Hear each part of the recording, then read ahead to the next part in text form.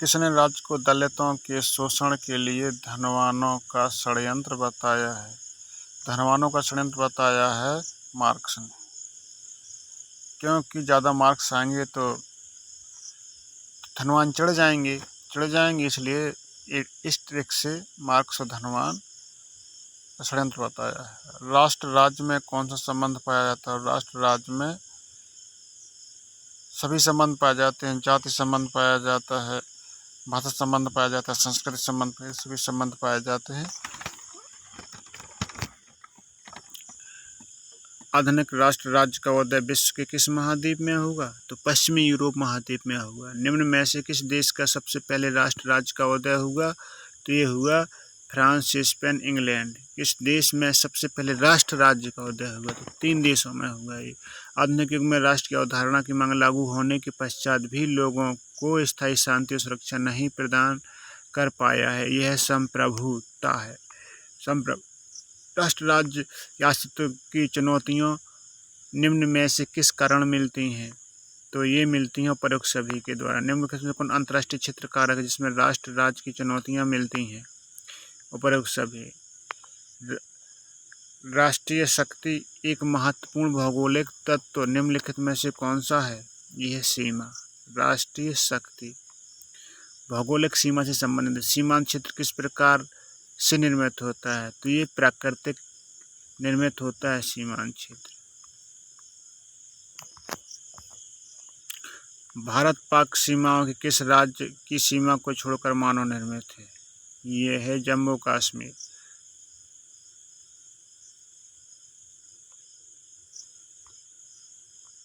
निम्न में से कौन सीमा का वर्गीकृत रूप है? तो ये राजनीतिक सीमा, ज्यामितीय सीमा, नियंत्रण सीमा। सीमा का महत्व निम्न में से किस रूप में देखा जाता है? तो ये सभी में देखा। निम्न में से कौन नौकरशाही की कमियां हैं? तो वे हैं ये सभी में। राजनीतिक विकास में नौकरशाही की भूमिका किस पर निर्भर करती है? तो ये सभी पर करती है। निम्न में से किसने कहा कि नीति निर्माण ही लोक प्रशासन का सार है? ये एप्पलप्पी ने नीति बनाई थी। एप्पलप्पी। भारतीय नौकरशाही में निम्न में से कौन सी कमियां पाई जाती हैं? तो नौकरशाही में अहम भाव, लाल फीताशाही भाव, अनुदारवादी भाव, प्रकृति यही पाई जाती है। नौकरशाही का अध्ययन करने वाले प्रथम समाजशास्त्री कौन थे? तो मैक्स वेबर।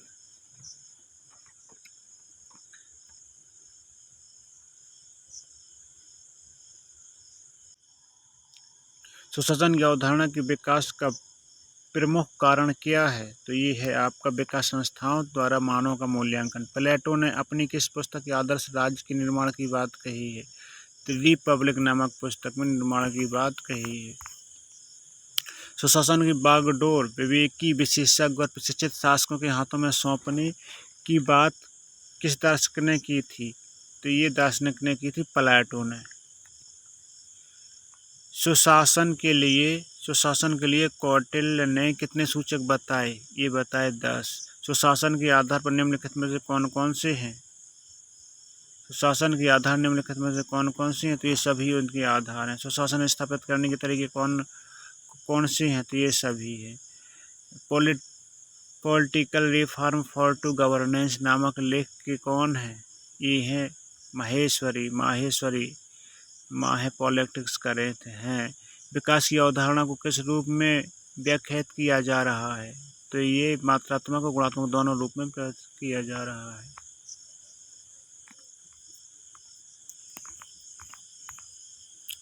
निम्नलिखित में से नगरीय समुदाय में कौन सी विशेषता नहीं है? तो कृषि मुख्य व्यवसाय के रूप में। ये नगर की विशेषता वैसे भी नहीं है, तो ये ग्रामों में होती है। ग्रामीण समुदाय एक घड़े में शांत जल के समान है। यह नगरीय समुदाय पतीली के उबलते पानी के समान है। यह किसने कहा? वीर स्ट्रीट बड़ा वीर है, जिसने ये बताया है कि ग्रामीण समुदाय एक शांत जल के समान है और नगरीय समुदाय एक उबलती हुई पतीली में पानी, उबलता हुआ पानी एक पतीली में है। हिंदू ऑफ ह्यूमन मैरिज नामक पुस्तक के लेखक कौन थे? तो बेस्ट मार्क्स। उनके बहुत बेस्ट मैरिज हुई यार, बहुत मैरिज बेस्ट हुई, तो बेस्ट इससे ये ट्रिक मिल जाएगी, बेस्ट मैरिज। पश्चिमी समाज में सामाजिक संस्करण का कौन सा रूप विद्यमान है, तो वह वर्ग व्यवस्था। निम्नलिखित में से ग्रामीण समुदाय में कौन सी विशेषता नहीं है, तो अत्याधुनिक सामाजिक भिन्नता। सन 1991 जनगणना के अनुसार प्रत्येक सन 1991 जनगणना के अनुसार प्रत्येक 1000 स्त्रियों पर कितनी स्त्रियां साक्षर हैं, तो ये हैं 405 स्त्रियां साक्षर हैं। 2001 जनगणना के अनुसार देश की प्रत्येक 100 स्त्रियों में कितनी स्त्रियां साक्षर हैं, तो ये हैं 465, यानी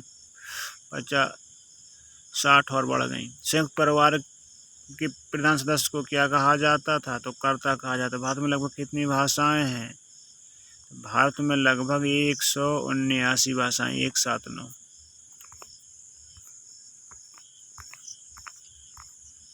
भारत में कितनी बोलियां प्रचलित हैं, तो भारत में कितनी बोलियां, 544 बोलियां प्रचलित हैं। 2011 में जनगणना के आधार पर भारत में ग्रामों की संख्या क्या है, तो है आपकी 5 लाख से अधिक है। 2011 के गांव की संख्या कितनी है, 5 लाख। भारत विद्या शास्त्री उपागम के आधार पर निम्नलिखित में से किसने नातेदारी की व्यवस्था का विश्लेषण किया, इरावती ने किया नातेदारी की व्यवस्था का विश्लेषण। भारत विद्या शास्त्री उपागम के आधार पर भारतीय परंपरा का अध्ययन करने पर किसने बल दिया, राधा कृष्ण मुखर्जी। तो राधा जी विद्या उपागम यही सब करते थे। भारत में जाति तथा वर्ग का अध्ययन भारत विद्या शास्त्रीय परिप्रेक्ष्य के आधार पर किस विद्वान ने किया, तो वो किया घुरिये ने। ये घुरिया बहुत है। The myth of caste system नामक पुस्तक किसने लिखी, नर्मदेश्वर प्रसाद ने लिखी। द कास्ट सिस्टम नर्म हो गया।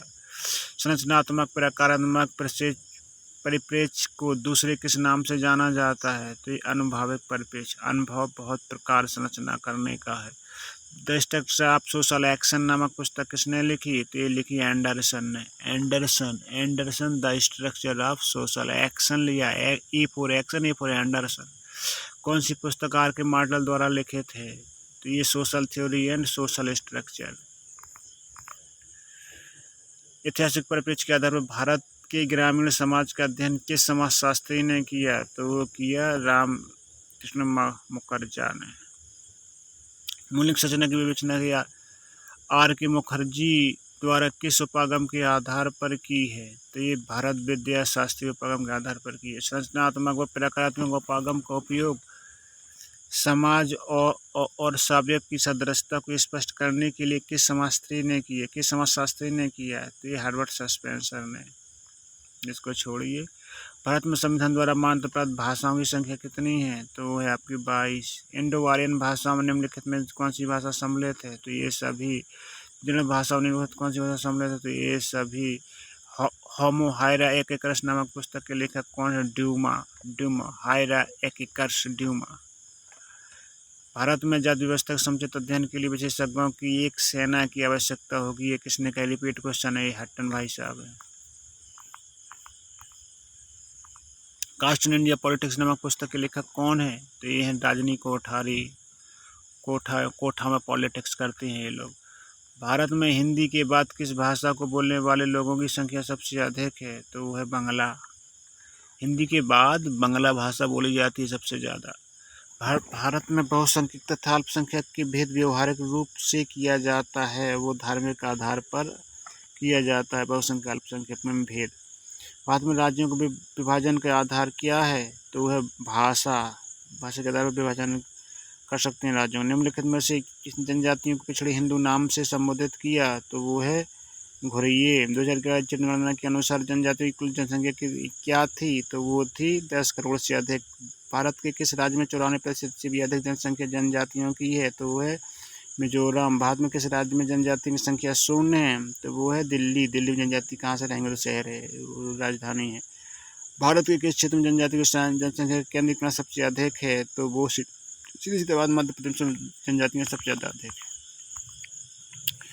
किस राज्य के राज्यपाल में जनजातियों की सूची में किसी नए नाम को जोड़ने के लिए पृथक्करण के आधार किसका है? ये है आपके राष्ट्रपति का। निम्नलिखित में से किसने अधिकांशतः जनजाति की समस्या को उनके भौगोलिक पृथक्करण के नए संस्कृत संपर्क का परिणाम माना है? वो है मजूमदार। जनजातियों के विस्थापन का मुख्य कारण क्या है? तो वह नगरों की ओर प्रवास। जनजातियों का विस्थापन नगरों की ओर होता है। सबका नगरों के ऊपर प्रवास होता है, नगरों की तरफ जा भागते हैं। आधुनिक संस्कृति के प्रभाव से अपनी परंपरागत संस्कृति से अलग होने और जनजातियों को डी.एन. मजूमदार ने कहा, क्या कहा? वो कहा है समस्याग्रस्त जनजाति। भारतीय जनजातियों के एकीकरण तथा सुदृढ़ीकरण की प्रक्रिया निम्नलिखित में से किस दिशा का परिणाम है? वो है बाह्य समूह द्वारा शोषण। जाति एक बंद वर्ग है, ये किसने कहा? मजूमदार एवं मादान ने। जाति एक बंद वर्ग। रिपीट क्वेश्चन है। जो एक वर्ग पूर्णतः वंशानुक्रम पर आधारित होता तब हम उसे एक जाति कह सकते हैं। ये कथन किसका है? तो ये कूले का। ये भी रिपीट है। जी.एस. घुरिये ने जाति को कितनी विशेषताओं का उल्लेख किया है? ये भी रिपीट क्वेश्चन है। दाब 6। यह कथन किसका है कि भारतीय लोकतंत्र वास्तव में एक जनतंत्र है, जाति तंत्र है? यह है नर्मदेश्वर प्रसाद का। निम्नलिखित में कौन सी विशेषता जाति व्यवस्था से संबंधित नहीं है? तो ये है आपकी प्रतिलोम का नियम। प्रतिलोम के नियम पर जाति व्यवस्था से संबंधित नहीं है। निम्नांकित में से किसने जाति विभाजन का संश्लेषण स्वच्छता एवं प्रदूषण के धारणा पर किया? तो ये ड्यूमा भाई साहब। ड्यूमा ने पढ़े। जाति की निम्नांकित में से कौन सी विशेषता आज प्रभावपूर्ण है? वो है अंतर्विवाह। हिंदू धर्मशास्त्रों द्वारा विवाह की किस उद्देश्य की मान्यता दी गई है? तो ये पुत्र जन्म होना चाहिए जब विवाह का मतलब है। हिंदुओं में आज विवाह के किस स्वरूप का प्रचलन सबसे अधिक है? तो यह बाह्य विवाह है। निम्नांकित में से हिंदू विवाह कई परंपरागत स्वरूप है? इनमें से कोई नहीं है। निम्नलिखित में से किसने वर्ग की अवधारणा की संस्कृति के आधार पर परिभाषित किया? तो ये किया लेपियर ने। निम्नांकित में से कौन सा वर्ग की विशेषता नहीं है? वह सदस्य प्रति स्थिति। निम्नलिखित में से किसने उत्पादन के तरीकों तथा उत्पादन से संबंधितों के संदर्भ में वर्गों को प्रकृति स्पष्ट किया? तो वो है आपका कार्ल मार्क्स। निम्नलिखित में से कौन सा आधार किसी भी समाज के वर्ग निर्माण का आधार नहीं होता? तो है राजनीतिक दल की सदस्य। निम्नलिखित में वर्गों में से कौन सा सेट परंपरागत भारतीय सामाजिक संरचना से संबंधित था? तो वह पुरोहित वर्ग, फिर शासक वर्ग, फिर व्यापारी वर्ग, सेवा वर्ग है। निम्नलिखित में से किसने भूस्वामित्व, आर्थिक परिस्थिति तथा राजनीतिक शक्ति के आधार पर ग्रामीण वर्ग संरचना में 4 वर्गों का उल्लेख किया? तो वो है A.R. देसाई। औद्योगिक तथा नगरीय वर्ग संरचना में संपन्न मध्यम वर्ग को किस नाम से संबोधित किया है? तो वो है आपके 9 मध्यम वर्ग। नगरीय संस्कृति सामान्य आपराधिक व्यवहारों के द्वारा आजीविका उपार्जित करने वाले निम्न वर्ग के एक भाग को कहा जाता है? तो पथभ्रष्ट वर्ग। नगरीय मध्यम वर्ग में सबसे निम्न स्तर पर स्थित वर्ग को किस नाम से संबोधित किया जाता है? तो है सीमांत मध्यम वर्ग। भारत में अस्पृश्यता की परंपरागत अवधारणा संबंध निम्नांकित में से किस दशा में है? वो है पवित्रता तथा अपवित्रता की दशा में अस्पृश्यता। जिस विज्ञान में हम मानव की जनसंख्या के आधार पर संरचना तथा परिवर्तन का विश्लेषण करते हैं उसे कहा जाता है जनांकिकी। यह कृत्रिम साधनों के द्वारा जनसंख्या वृद्धि को रोका जाता है। तो माल्थस के अनुसार इसे उत्पन्न होने वाली दशा को क्या कहेंगे? नैसर्गिक अवरोध कहेंगे हम, क्योंकि नई उत्पत्ति होती है, इसे नैसर्गिक उत्पाद कहेंगे। निम्नांकित में भारत को किस राज्य में ईसाइयों की जनसंख्या सर्वाधिक है? तो वह केरल में ईसाई सबसे ज़्यादा रहते हैं। निम्नलिखित में से भारत के किस राज्य में साक्षरता की दर सबसे कम है? तो वो तो बिहार में है। निम्नलिखित में से किसी एक विशेषता के आधार अध्ययन जननांकिकी के अंतर्गत नहीं आता? जनसांख्यिकी मनोवृत्तियाँ। निम्नलिखित में से भारत का कौन सा देश 3 प्रदेश सबसे अधिक जनसंख्या वाले हैं? तो वो है आपका उत्तर प्रदेश, बिहार, पश्चिम बंगाल। 2011 जनगणना के अनुसार भारत में ग्रामीण जनसंख्या परसेंट कितना था? तो 68%। निम्नांकित में से किसी जननांकी के जनक कहा जाता है? तो माल्थस को। ये इंपॉर्टेंट क्वेश्चन है 7, 8, 9 वाला। माल्थस के अनुसार जनसंख्या वृद्धि किन 2 तरह प्रतिबंधों से कम होती है? तो वह नैसर्गिक निरोध नियम। ये माल्थस ये सभी इंपॉर्टेंट है।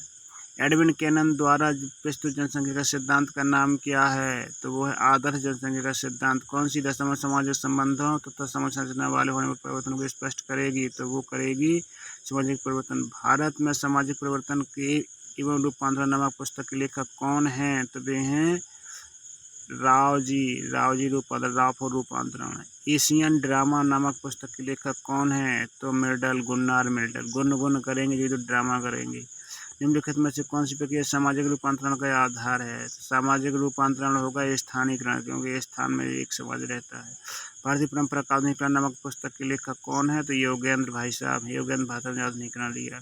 अब स्पष्टता अपराध नियम का पारित किया गया, तो ये किया गया 1955 में। ये 55 लोगों को छूना मत, ये अस्पृश्यता है। राजनीतिक दृष्टिकोण से केरल सबसे प्रभावशाली जाति निम्नांकित में से कौन है? ये है इझावा। पॉलिटिक्स इन इंडिया पुस्तक के लेखक का नाम क्या है?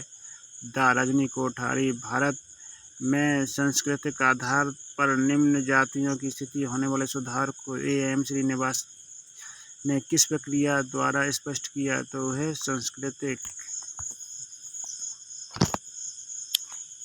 संस्कृतिकरण। भारत के राष्ट्रीयकरण के निम्नांकित में से कौन सी दशा बाधक है? तो ये है आपकी जातिवाद। निम्नलिखित में से कौन सी दशा जातिवाद विकास का कारण नहीं है? तो ये है परिवहन एवं संसाधन वृद्धि। निम्नलिखित में से कौन सी दशा जातिवाद का दुष्परिणाम है? वो है सामाजिक पृथक्करण। वर्तमान दशा में जातिवाद में होने वाली वृद्धि का मुख्य आधार है राजनीति। राजनीति की भाषा में निम्न जातियों के संगठनों को किस नाम से संबोधित किया जा सकता है? तो वो है दबाव समूह। अनुसूचित जातियों तो समान और प्रभावी लोगों के सच्चिदानंद ने किस नाम से संबोधित किया? तो वह हरिजन अभिजात वर्ग।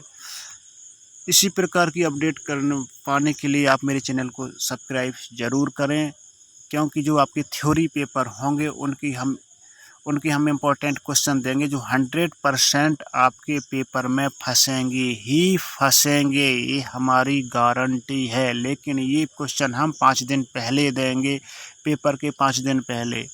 इसलिए चैनल को सब्सक्राइब जरूर कर लें।